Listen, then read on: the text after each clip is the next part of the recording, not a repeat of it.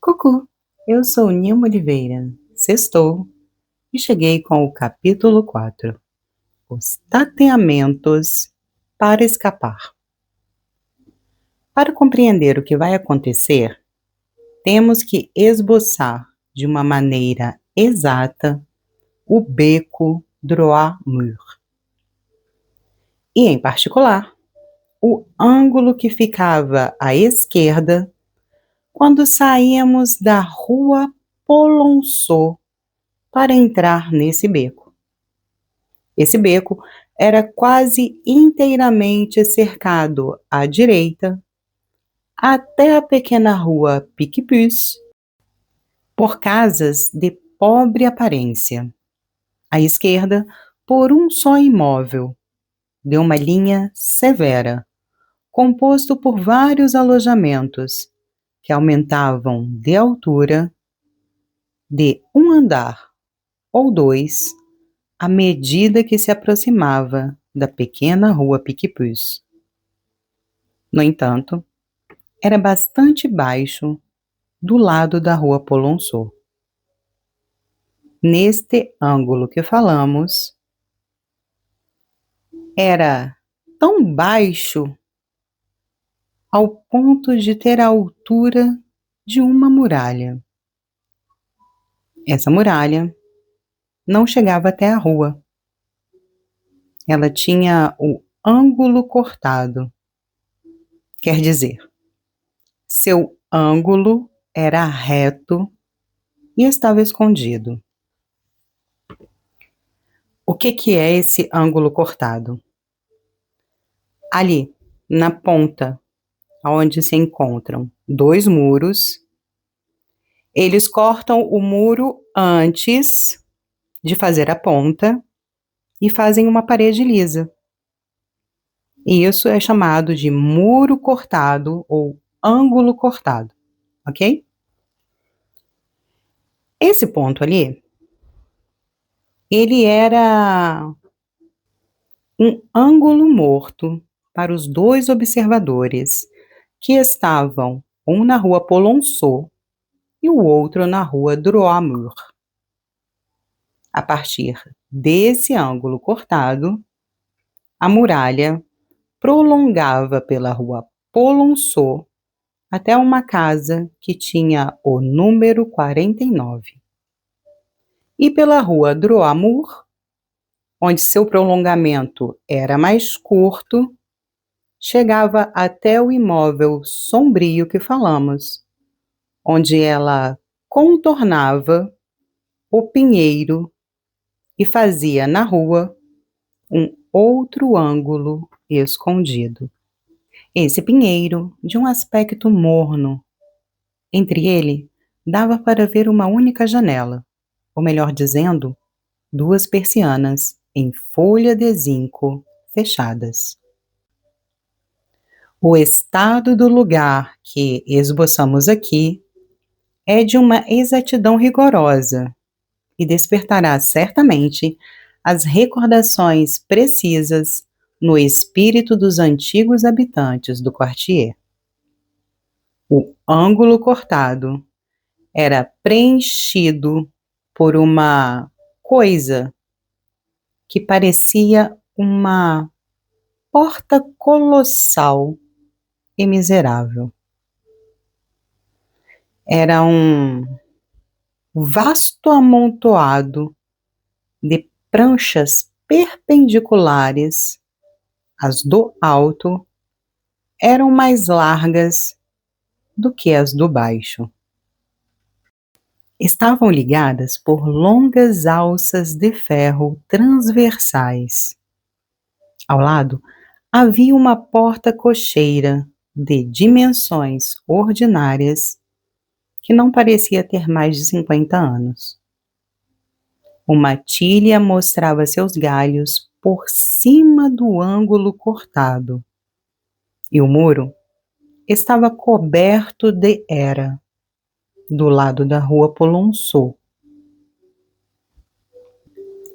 Na situação de perigo eminente que se encontrava Jean Valjean, esse móvel sombrio que parecia desabitado e solitário o tentava.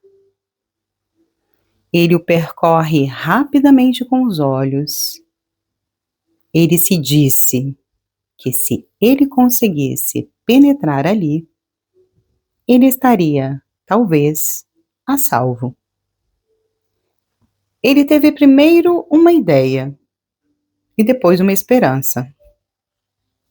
Na parte média da frente deste imóvel, pela rua Droit Mur, haviam em todas as janelas de vários andares essas antigas tigelas em forma de funil, em chumbo.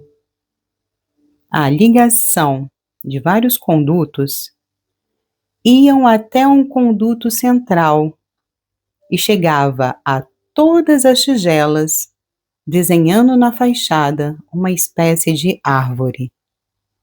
Essas ramificações de tubos, com seus 100 cotovelos, imitavam essas velhas vinhas que se torcem sobre as fachadas das antigas fazendas.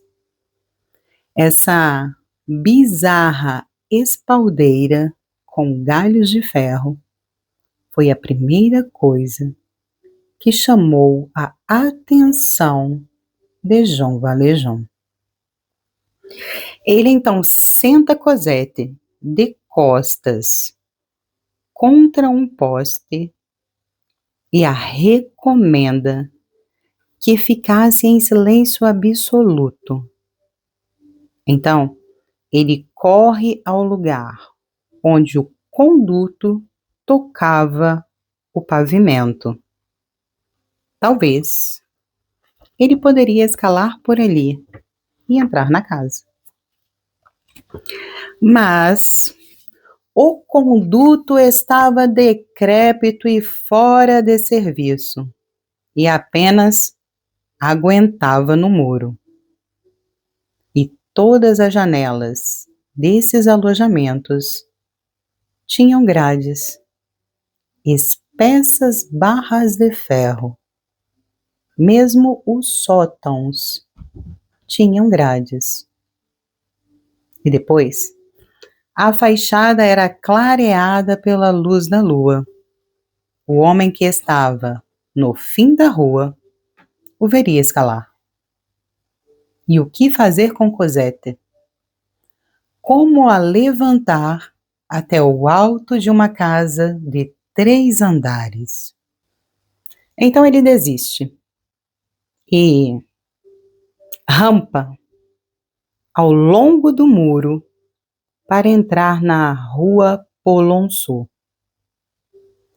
Quando ele chegou ao ângulo cortado, onde deixou Cosette, ele repara que a pessoa não poderia o ver. Ele escapava, como já dissemos, de todos os olhares e de todos os lados. E outra, ele estava na sombra. Enfim, haviam 2 portas. Talvez ele poderia forçar uma. O muro onde ele via a Tília era certamente um jardim, onde ele poderia, ao menos, esconder-se por essa noite. O tempo passa, é preciso fazer rápido.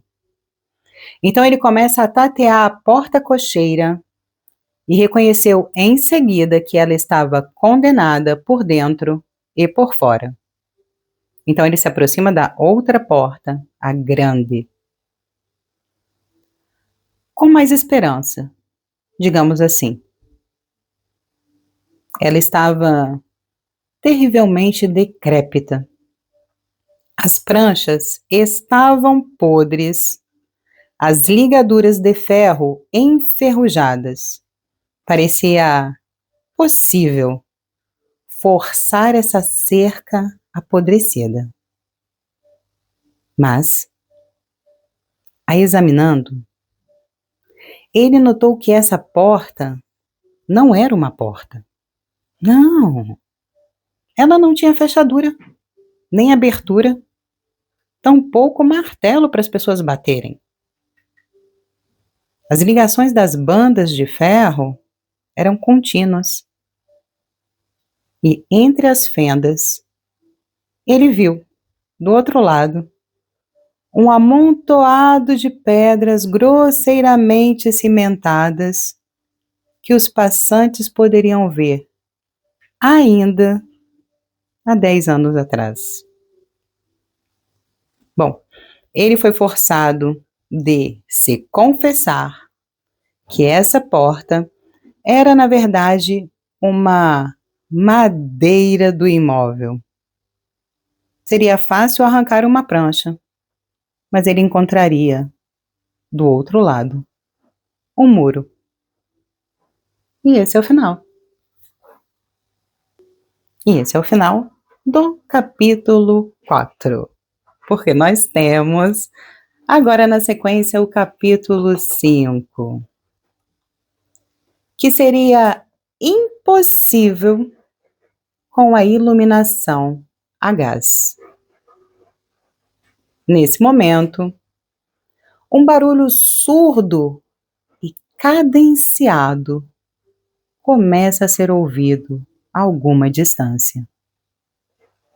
João Valjean arrisca olhar fora do canto da rua. 7 ou 8 soldados, dispostos em pelotão, vinham de desembocar na rue Polonceau. Ele viu brilhar as baionetes. Isto vinha em sua direção. Esses soldados, na frente dos quais ele distinguia a estatura de Javert, avançavam lentamente e com precaução. Eles paravam com frequência. Era visível que eles exploravam todos os recantos dos muros e todas as entradas de portas e calçadas. Isto era, e aqui a conjectura não poderia se enganar, alguma patrulha que Javert encontrou e que a requisitou. Ao passo que vinham e com as paradas que faziam, tardariam um quarto de hora para chegar onde se encontrava João Valjean. Foi um instante horripilante. Alguns minutos separavam João Valjean desse horrendo precipício que se abria diante dele pela terceira vez. E a prisão, desta vez, não era só a prisão, era perder Cosette para sempre. Quer dizer, uma vida que parecia ao interior de uma tumba. Só havia uma possibilidade. João Valjean tinha isso de particular. O que podemos dizer? Ele carregava 2 bolsas. Em uma, ele guardava os pensamentos do santo, e na outra, os formidáveis talentos de um prisioneiro. Ele mexia em uma ou em outra, segundo a ocasião. Entre outras coisas, graças às suas numerosas fugas da prisão de Toulon, ele era, como nós lembramos, no passado, mestre na arte incrível de elevação, sem escadas, sem grampos, só por sua força muscular, apoiando-se com a nuca, as costas, os quadris e os joelhos, apoiando-se nos raros relevos de pedras, em um ângulo reto do muro, se necessário, até o 6º andar de um prédio. A arte que fez tão atemorizante e tão célebre o canto do pátio da comissaria de Paris, por onde escapou há 20 anos atrás o condenado Batemolle. Jean Valjean mediu com os olhos a altura da muralha onde estava a Tília. Tinha uns 18 pés de altura. O ângulo que ela fazia com o pinheiro do grande imóvel estava preenchido na parte inferior com um canteiro de maçonaria triangular, provavelmente destinado a afastar os passantes.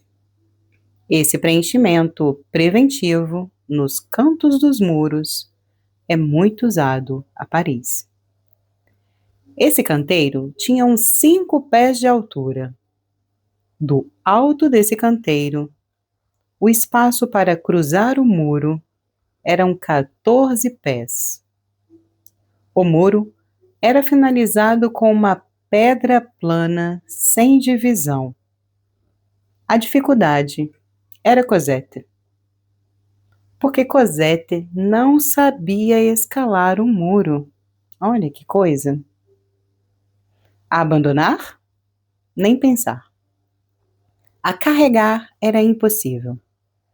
Todas as forças de um homem são necessárias para conseguir essas estranhas ascensões.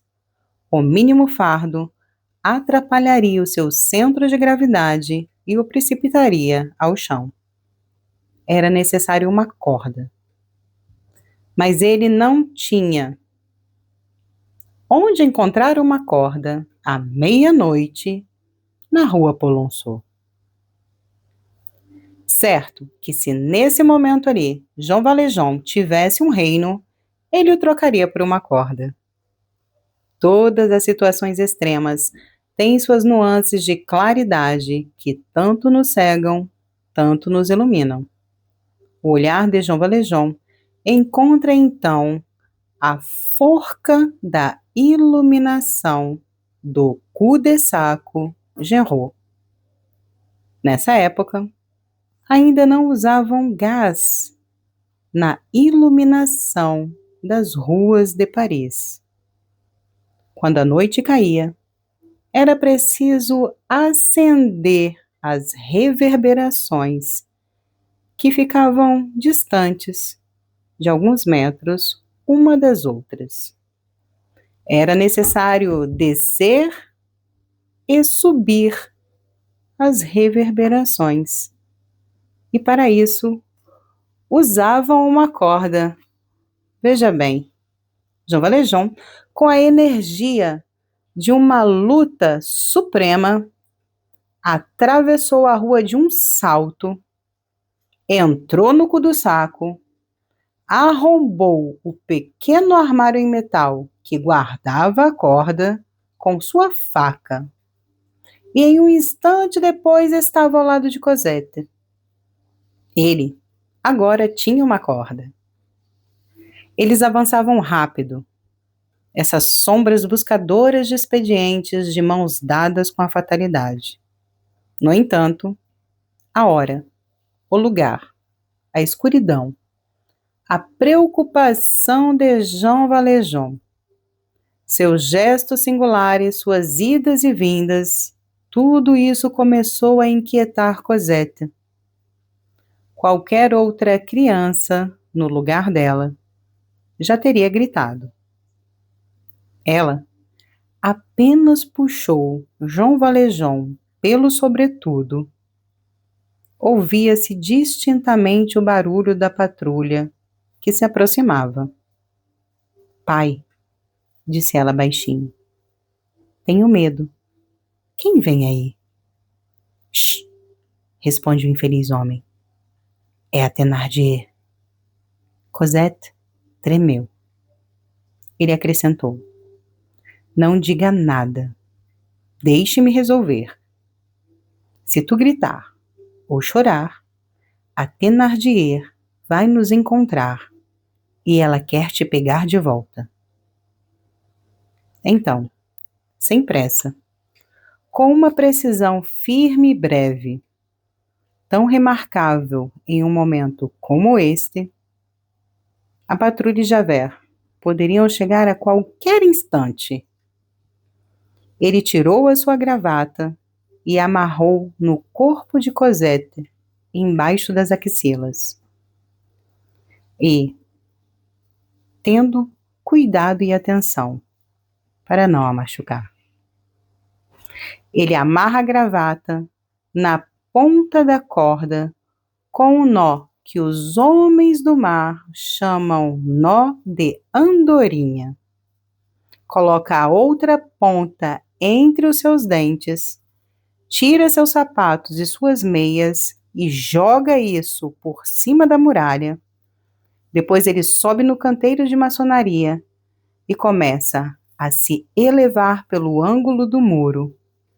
E, com uma solidez e uma certeza que pareciam ter degraus sob seus talões e sob seus cotovelos.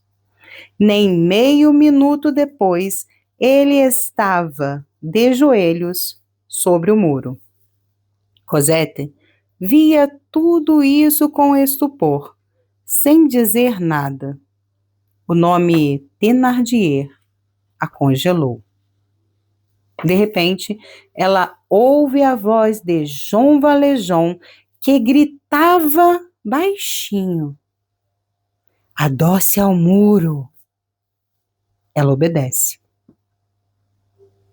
Não diga nada e não tenha medo, disse ele. Ela sentiu-se elevar-se do solo e antes que ela pudesse dar-se conta, ela já estava no alto da muralha. Jean Valjean a pegou e a colocou em suas costas. Ele pega suas duas pequenas mãos com sua mão esquerda, deita e rampa do alto do muro até a parte cortada, onde ele adivinhou.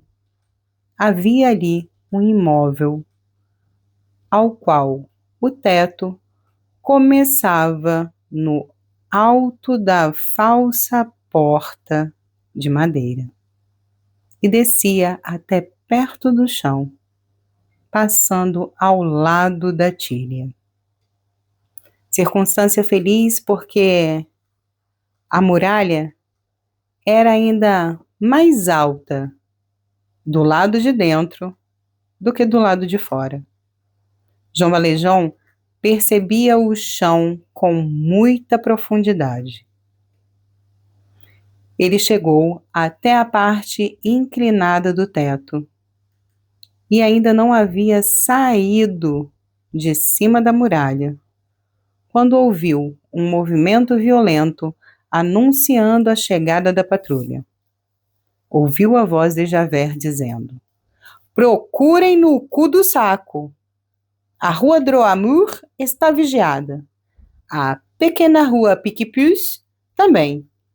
Ele está seguramente dentro do cu do saco." Os soldados se precipitaram para ali. Jean Valjean deixou-se escorregar pelo teto, segurando Cosette. Chegando à tilha, ele simplesmente saltou no chão. Seja terror, seja coragem, Cosette não respirou. Ela tinha as mãos um pouco esfoladas. E esse é o final dos nossos capítulos de hoje. Eu espero que você tenha um excelente final de semana. Me desculpe pelos barulhos de fundo, vocês sabem, eu tenho um gato. E nos vemos na segunda-feira para continuarmos essa história e saber, então, o que tinha do outro lado. Grande beijo, nos vemos na segunda-feira.